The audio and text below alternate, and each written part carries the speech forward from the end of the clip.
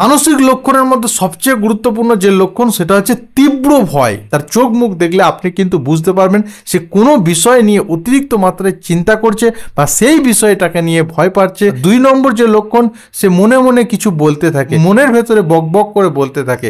এছাড়া হ্যালোসিয়েশন তার মধ্যে দেখা যেতে পারে, মানে সেই জিনিসটা নেই, তার অস্তিত্ব নেই, তিনি বলছেন যে সেটা সে দেখতে পাচ্ছে, শুনতে পাচ্ছে।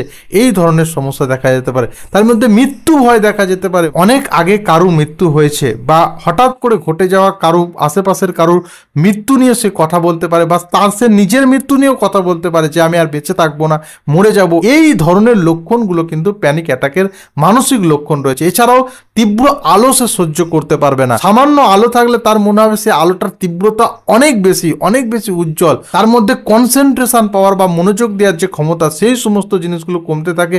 সবেতেই একটা অস্বস্তি ভাব, বিরক্তি ভাব, এই ধরনের সমস্যা দেখা দেবে।